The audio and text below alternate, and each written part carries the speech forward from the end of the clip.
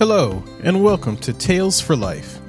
In each episode of this podcast, we'll explore a folk or fairy tale from a different culture or region and discover the life lessons, values, and morals they offer that we can use today.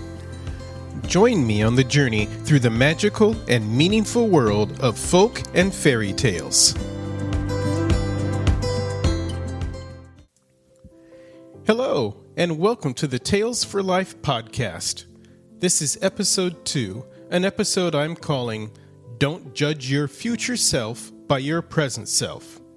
Or, another title for this episode could easily be Bloom Who You Are. And yes, I mean who and not where. While these two aspects seem very similar, they are not identical, so I want to take a moment to address both of them here before we begin. The first aspect to look at here is our concept of the future. Humans are one of the few, if not only, creatures on this planet that actively think about the future.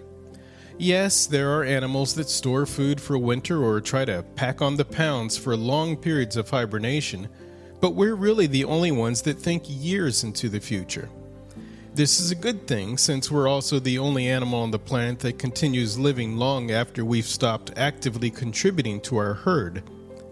Our biggest problem then is not thinking about the future, but what we think about it. Most of the time we assume the future is going to be very similar to the present.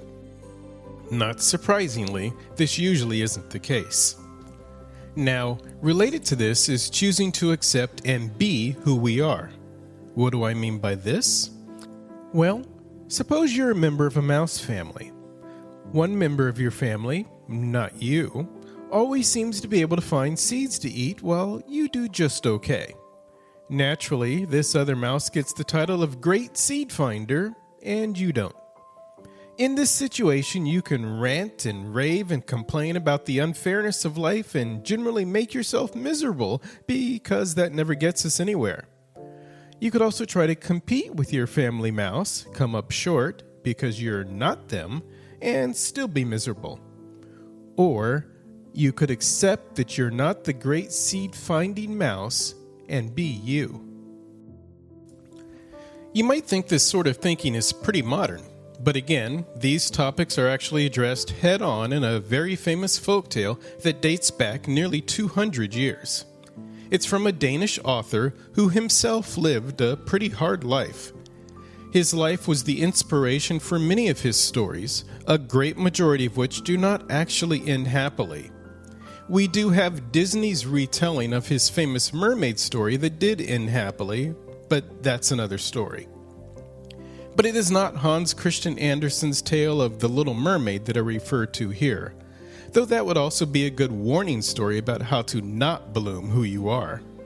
Rather, it is one of his happier stories that teaches us the value of how staying true to ourselves, our real selves, is the only way to actually get through life, including the tough times, and reach that point in life where we really can be happily ourselves and bloom. I'm referring here to the story of The Ugly Duckling.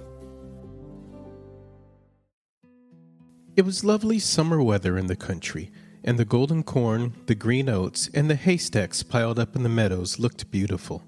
The cornfields and meadows were surrounded by large forest, in the midst of which were deep pools. It was, indeed, delightful to walk about in the country. In a sunny spot stood a pleasant old farmhouse close by a deep river, and from the house down to the waterside grew great burdock leaves, so high that under the tallest of them a little child could stand upright. The spot was as wild as the center of a thick wood. In this snug retreat sat a duck on her nest, watching for her young brood to hatch. She was beginning to get tired of her task, for the little ones were a long time coming out of their shells, and she seldom had any visitors.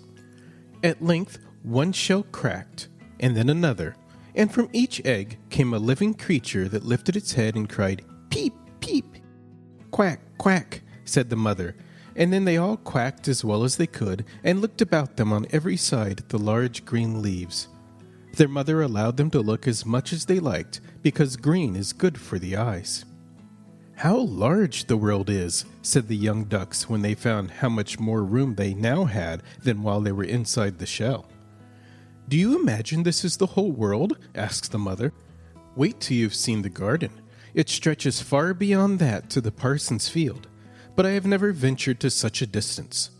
Are you all out?" she continued, rising.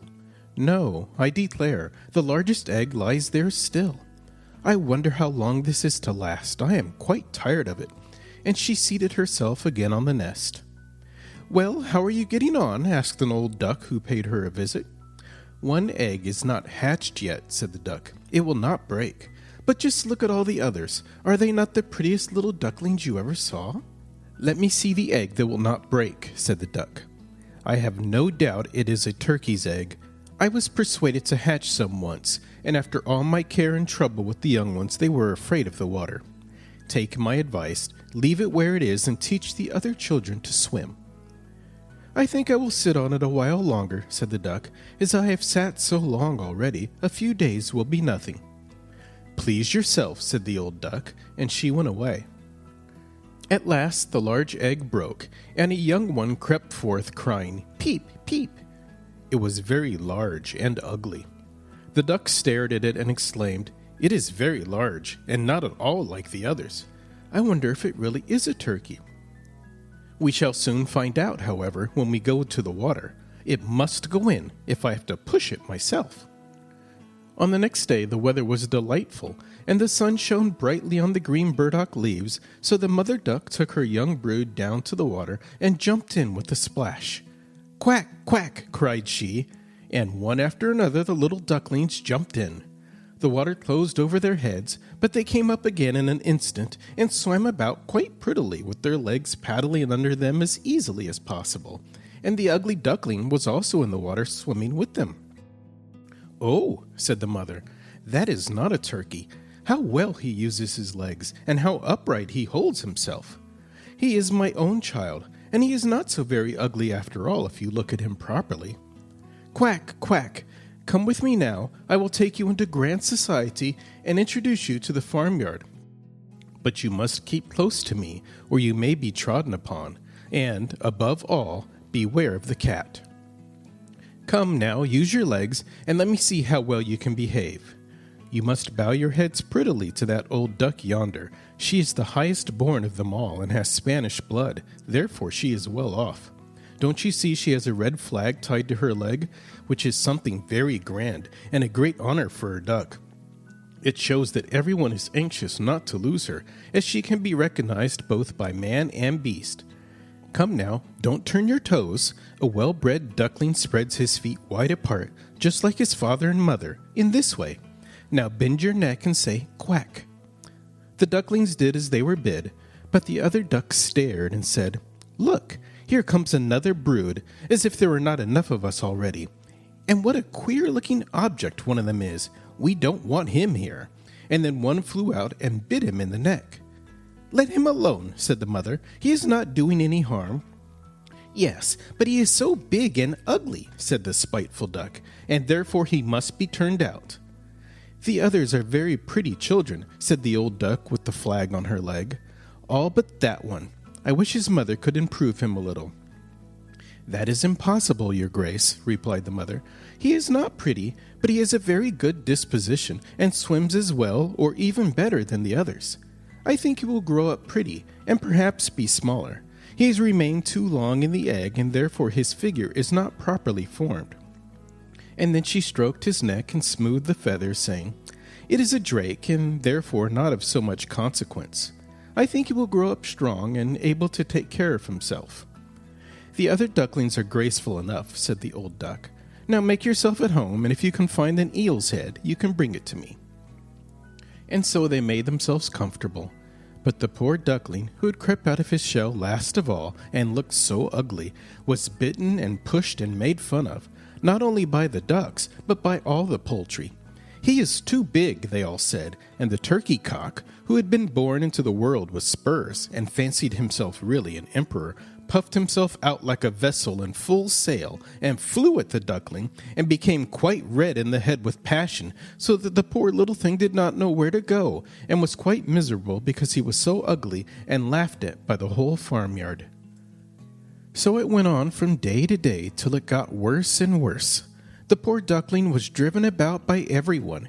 Even his brothers and sisters were unkind to him and would say, "Ah, you ugly creature, I wish the cat would get you." And his mother said she wished he had never been born. The ducks pecked him, the chickens beat him, and the girl who fed the poultry kicked him with her feet. So at last he ran away, frightening the little birds in the hedge as he flew over the palings. "They are afraid of me because I am ugly," he said. So he closed his eyes and flew still farther, until he came out on a large moor inhabited by wild ducks. Here he remained the whole night, feeling very tired and sorrowful. In the morning, when the wild ducks rose in the air, they stared at their new comrade. "What sort of a duck are you?" they all said, coming round him. He bowed to them and was as polite as he could be, but he did not reply to their question. "You are exceedingly ugly," said the wild ducks, "but that will not matter if you do not want to marry one of our family." Poor thing! He had no thoughts of marriage. All he wanted was permission to lie among the rushes and drink some of the water on the moor. After he had been on the moor 2 days, there came 2 wild geese, or rather goslings, for they had not been out of the egg long, and were very saucy. "Listen, friend," said one of them to the duckling, "you are so ugly that we like you very well. Will you go with us and become a bird of passage? Not far from here is another moor, in which there are some pretty wild geese, all unmarried. It is a chance for you to get a wife. You may be lucky, ugly as you are." Pop, pop, sounded in the air, and the 2 wild geese fell dead among the rushes. Pop, pop, echoed far and wide in the distance, and whole flocks of wild geese rose up from the rushes. The sound continued from every direction, for the sportsmen surrounded the moor, and some were even seated on branches of trees overlooking the rushes. The blue smoke from the guns rose like clouds over the dark trees, and as it floated away across the water, a number of sporting dogs bounded in among the rushes, which bent beneath them wherever they went. How they terrified the poor duckling! He turned away his head to hide it under his wing, and at the same moment a large, terrible dog passed quite near him. His jaws were open, his tongue hung from his mouth, and his eyes glared fearfully. He thrust his nose close to the duckling, showing his sharp teeth, and then, splash, splash, he went into the water without touching him. "Oh," sighed the duckling, "how thankful I am for being so ugly. Even a dog will not bite me." He waited quietly for several hours, and then, after looking carefully around him, hastened away from the moor as fast as he could. Towards evening, he reached a poor little cottage that seemed ready to fall, and only remained standing because it could not decide on which side to fall first. The duckling sat down by the cottage, and then he noticed that the door was not quite closed in consequence of one of the hinges having given way. There was therefore a narrow opening near the bottom, large enough for him to slip through, which he did very quietly, and got a shelter for the night. A woman, a tomcat, and a hen lived in this cottage. The tomcat, who the mistress called "my little son," was a great favorite. He could raise his back and purr, and could even throw out sparks from his fur if it were stroked the wrong way. The hen had very short legs, so she was called Chickie Shortlegs. She laid good eggs, and her mistress loved her as if she had been her own child. In the morning, the strange visitor was discovered, and the tomcat began to purr, and the hen to cluck. "What is that noise about?" said the old woman, looking round the room, but her sight was not very good. Therefore, when she saw the duckling, she thought it must be a fat duck that had strayed from home. "Oh, what a prize!" she exclaimed. "I hope it is not a drake, for then I shall have some duck's eggs. I must wait and see." So the duckling was allowed to remain on trial for 3 weeks, but there were no eggs. Now the tomcat was the master of the house, and the hen was mistress, and they always said, "we and the world," for they believed themselves to be half the world, and the better half, too. The duckling thought that others might hold a different opinion on the subject, but the hen would not listen to such doubts. "Can you lay eggs?" she asked. "No." Then have the goodness to hold your tongue. Can you raise your back, or purr, or throw out sparks? Said the tomcat. No. Then you have no right to express an opinion when sensible people are speaking. So the duckling sat in a corner, feeling very low-spirited, till the sunshine and the fresh air came into the room through the open door. And then he began to feel such a great longing for a swim on the water that he could not help telling the hen. What an absurd idea, said the hen. You have nothing else to do, therefore you have foolish fancies. If you could purr or lay eggs, they would pass away. But it is so delightful to swim about on the water, said the duckling, and so refreshing to feel it close over your head while you dive down to the bottom. Delightful indeed, said the hen. Why, you must be crazy. Ask the cat. He is the cleverest animal I know. Ask him how he would like to swim about on the water or to dive under it, for I will not speak of my own opinion. Ask our mistress, the old woman. There is no one in the world more clever than she is. Do you think she would like to swim or to let the water close over her head? You don't understand me, said the duckling. We don't understand you? Who can understand you, I wonder? Do you consider yourself more clever than the cat or the old woman? I will say nothing of myself. Don't imagine such nonsense, child, and thank your good fortune that you have been received here. Are you not in a warm room and in society from which you may learn something? But you are a chatterer, and your company is not very agreeable. Believe me, I speak only for your own good. I may tell you unpleasant truths, but that is a proof of my friendship. I advise you, therefore, to lay eggs and learn to purr as quickly as possible. I believe I must go out into the world again, said the duckling. Yes, do, said the hen. So the duckling left the cottage and soon found water on which it could swim and dive, but was avoided by all other animals because of its ugly appearance. Autumn came, and the leaves in the forest turned to orange and gold. Then, as winter approached, the wind caught them as they fell and whirled them in the cold air. The clouds, heavy with hail and snowflakes, hung low in the sky. All this was very sad for the poor little duckling. One evening, just as the sun set amid radiant clouds, there came a large flock of beautiful birds out of the bushes. The duckling had never seen any like them before. They were swans, and they curved their graceful necks, while their soft plumage shone with dazzling whiteness. They uttered a singular cry as they spread their glorious wings and flew away from those cold regions to warmer countries across the sea. As they mounted higher and higher in the air, the ugly little duckling felt quite a strange sensation as he watched them.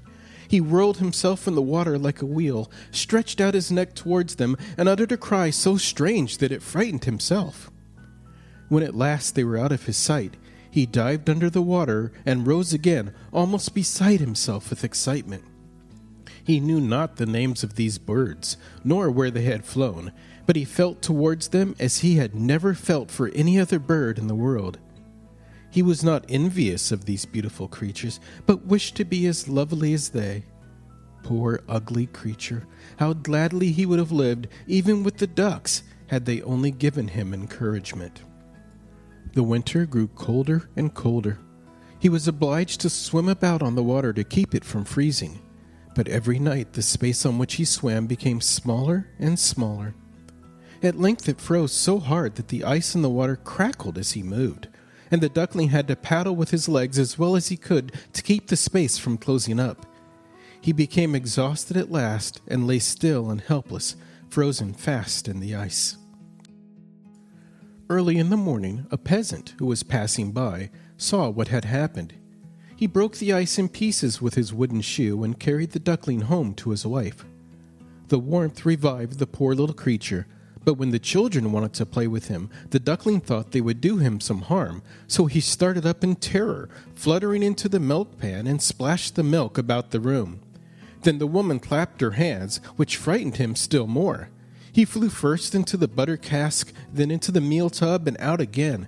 What a condition he was in! The woman screamed and struck at him with the tongs. The children laughed and screamed and tumbled over each other in their efforts to catch him. But luckily he escaped. The door stood open. The poor creature could just manage to slip out among the bushes and lie down quite exhausted in the newly fallen snow. It would be very sad were I to relate all the misery and privations which the poor little duckling endured during the hard winter. But when it had passed, he found himself lying one morning in a moor amongst the rushes. He felt the warm sun shining and heard the lark singing and saw that all around was beautiful spring. Then the young bird felt that his wings were strong as he flapped them against his sides and rose high into the air. They bore him onwards until he found himself in a large garden before he well knew how it had happened. Everything looked beautiful in the freshness of early spring. From a thicket close by came 3 beautiful white swans, rustling their feathers and swimming lightly over the smooth water. The duckling remembered the lovely birds and felt more strangely unhappy than ever. "I will fly to those royal birds," he exclaimed, "and they will kill me because I am so ugly and dare to approach them. But it does not matter. Better to be killed by them than pecked by the ducks, beaten by the hens, pushed about by the maiden who feeds the poultry, or starved with hunger in the winter." Then he flew to the water and swam towards the beautiful swans. The moment they espied the stranger, they rushed to meet him with outstretched wings. "Kill me," said the poor bird, and he bent his head down to the surface of the water and awaited death. But what did he see in the clear stream below? His own image, no longer a dark gray bird, ugly and disagreeable to look at, but a graceful and beautiful swan. To be born in a duck's nest in a farmyard is of no consequence to a bird if it is hatched from a swan's egg. He now felt glad at having suffered sorrow and trouble, because it enabled him to enjoy so much better all the pleasure and happiness around him, for the great swans swam round the newcomer and stroked his neck with their beaks as a welcome. Into the garden presently came some little children and threw bread and cake into the water. "See," cried the youngest, "there is a new one." And the rest were delighted, and ran to their father and mother, dancing and clapping their hands and shouting joyously, "There is another swan! A new one has arrived!" Then they threw more bread and cake into the water and said, "The new one is the most beautiful of all. He is so young and pretty." And the old swans bowed their heads before him. Then he felt quite ashamed and hid his head under his wing, for he did not know what to do. He was so happy and yet not at all proud. He had been persecuted and despised for his ugliness, and now he heard them say he was the most beautiful of all the birds. Then he rustled his feathers, curved his slender neck, and cried joyfully from the depths of his heart, "I never dreamed of such happiness as this while I was an ugly duckling."